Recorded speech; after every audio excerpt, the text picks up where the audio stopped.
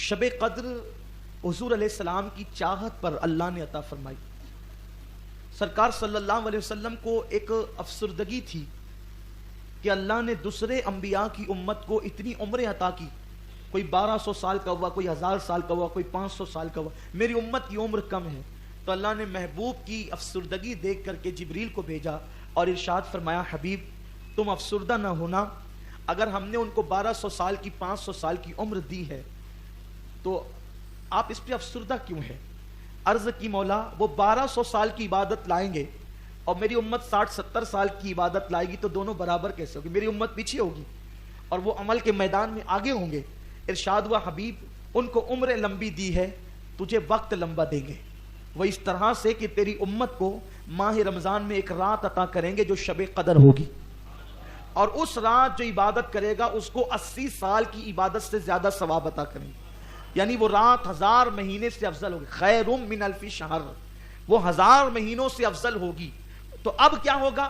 اگر وہ 1200 سال کی نیکیاں لائیں گے تو وہ 1200 سال کے گناہ بھی تو ساتھ میں لائیں گے. لیکن پیارے تیری امت آگے بڑھے گی. کیوں؟ کیونکہ ان کے گناہ تو 60-70 سال کے ہوں گے اور نیکیاں ہزاروں سال کی ہوگی. کیوں؟ اس لیے کہ اگر ایک انسان کو ہر سال 10 سال بھی مسلسل لیلۃ القدر مل جائے تو اس کی نیکیاں کتنی ہو گئی؟ 1000 مہینوں سے بہتر تو ایک ہی رات ہے. تو اب اگر اس کو 10-15 راتیں قسمت سے مل جائے اور وہ خوش نصیب جس کو 60-70 مرتبہ یہ رات مل جائے, پھر اس کی شان کیا ہوگی؟ تو اس لیے اس رات کی بڑی برکت ہے. اور ایک مرتبہ صحابہ کرام گفتگو کر رہے تھے کہ شب قدر کب ہے. تو چونکہ حدیث ہے کبھی 21 کو ہوتی ہے, کبھی 23 کو ہوتی ہے, کبھی 25 کو ہوتی ہے, کبھی 27 کو ہوتی ہے, کبھی 29 کو ہوتی ہے. ڈھونڈنے کا حکم دیا گیا ہے, ڈھونڈنے کا حکم دیا گیا ہے. لیکن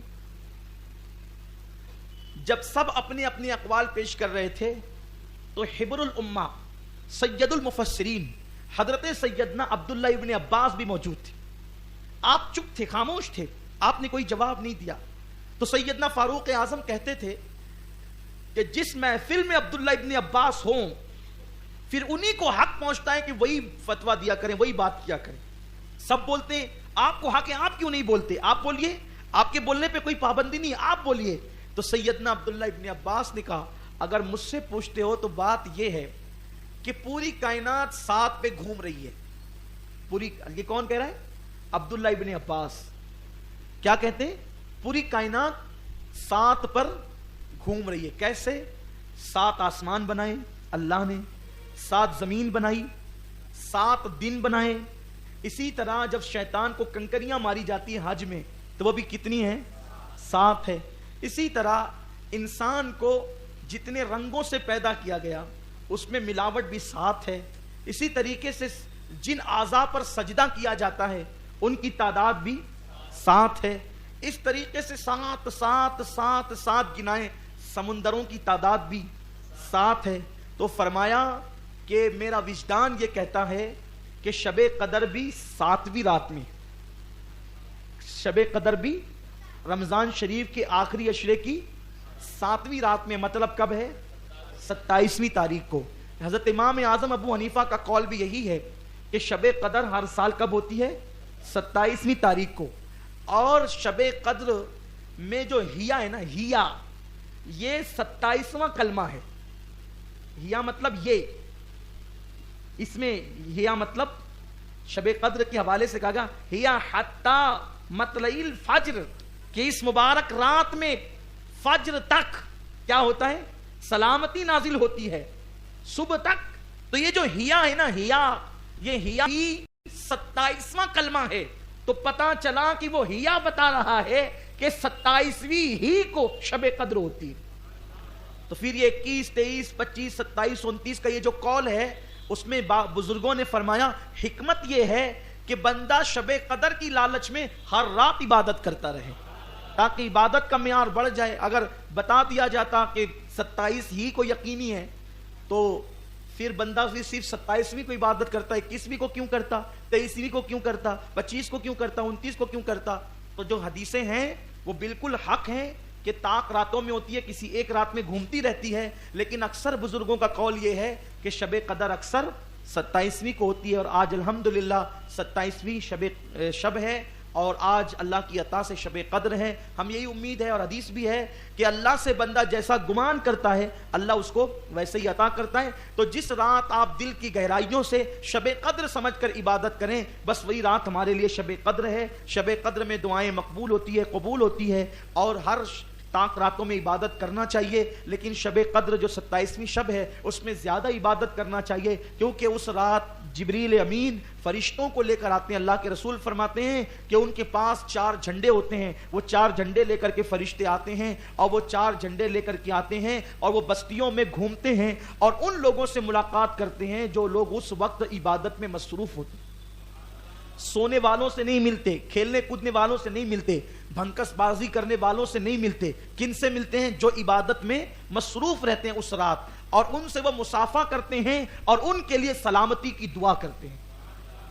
اور پھر جب وہ آسمانوں پہ جاتے ہیں تو پہلے آسمان کے فرشتے پوچھتے ہیں کہاں سے آ رہے ہو؟ تو جبریل امین اور جو دوسرے فرشتے آتے ہیں وہ کہتے ہیں ہم شب قدر میں گئے تھے, امت محمدیہ سے ملنے کے لیے گئے تھے اور ان سے ملاقات کے لیے گئے تھے.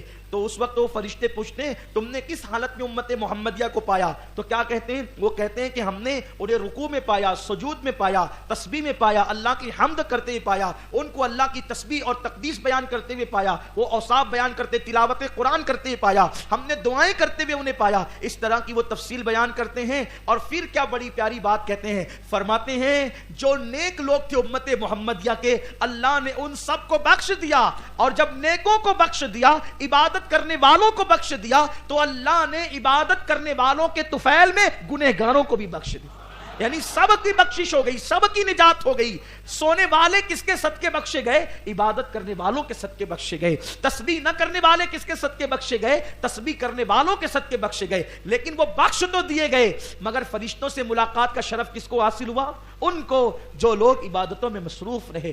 تو اللہ تعالیٰ آپ کو, ہم سب کو بار بار شب قدر عطا فرمائے. لیکن زندگی کا کیا بھروسہ, زندگانی کا کیا بھروسہ, ہم کیا کہہ سکتے ہیں زندگی کو؟ پتہ نہیں آئندہ سال شب قدر ملے نہ ملے. اس لیے آج کی رات کثرت کے ساتھ عبادت کیجئے, درود شریف پڑھیے, تسبیح پڑھیے, استغفار پڑھیے, کلمہ شریف پڑھیے, اللہ رب العزت کی بارگاہ میں خوب خوب دعائیں کیجئے تاکہ اس کی برکتیں آپ کو, ہم سب کو نصیب ہو سکیں. امید کرتا ہوں کہ آپ سب آج کی پوری رات دعا میں گزاریں گے, عبادتوں میں گزاریں گے, رب تبارک و تعالیٰ کو منانے کی اور اس کو راضی کرنے کی کوشش کریں گے. اللہ سے خوب مانگو, خوب مانگو. آج ملنے کی رات ہے, آج کی رات 1000 مہینوں سے افضل اور بہتر رات ہے. انشاءاللہ اس کی برکتیں اللہ آپ کو, ہم سب کو ضرور نصیب فرمائے گا. اللہ سے مانگیے اللہ آج کی رات ہم سب کی بری تقدیروں کو بھلی کر دے. اللہ آج کی رات ہمارے سوئے ہوئے مقدروں کو بیدار کر دے. اللہ آج کی رات ہماری تمام جائز مرادیں پوری کر دے. اور اللہ آج کی رات اللہ سے خاص دعا یہ ہے کہ مولا ہمیں ایسا بنا دے جو تجھے پسند ہو,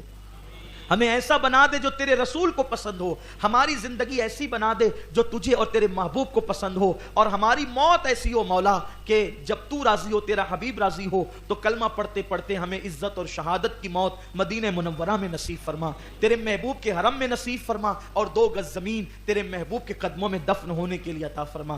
آج کی رات انشاءاللہ ہر طاق راتوں میں اسی مسجد میں صلاۃ التسبیح کا اہتمام کیا جا رہا ہے, اور آج کی رات بھی انشاءاللہ یہ اہتمام ہوگا.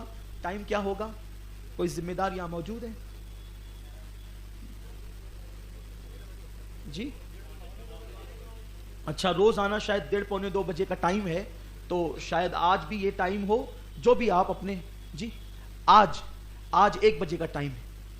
اچھا آج 1 بجے کا ٹائم ہے. آپ سے گزارش ہے اگر اللہ نے آپ کو وقت دیا ہے تو آپ قیام اللیل کے لیے ضرور تشریف لائیں اور اپنی رات کو اللہ کی عبادت میں گزارنے کا شرف حاصل کریں. اللہ تعالی ہم سب کی مغفرت فرمائیں, سب کی بخشش فرمائیں. اما عائشہ صدیقہ نے پوچھا تھا یا رسول اللہ اگر مجھے شب قدر مل جائے تو میں کیا کروں؟ تو حضور نے فرمایا تھا ایک دعا بتا دیتا ہوں, وہ دعا پڑھنا, اللہم انک عفو تحب العفو فاعف عنی. یہ دعا آج رات کثرت سے پڑھے. اللہ ہم سب کو معاف فرمائیں, ہمارے مرحومین کو معاف فرمائیں. الفاتحہ الی حضرت النبی الکریم علیہ افضل الصلاۃ و اکمل التسلیم وابنہ الکریم الغوث الاعظم الجیلانی اجمعین.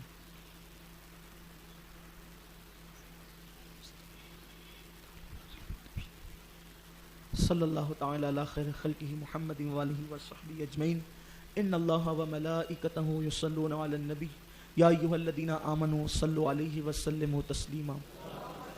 رب صل وسلم دائما ابدا علی حبیبک خیر الخلق کلہم وأفوض أمري إلى الله إن الله بصير بالعباد برحمتك يا أرحم الراحمين.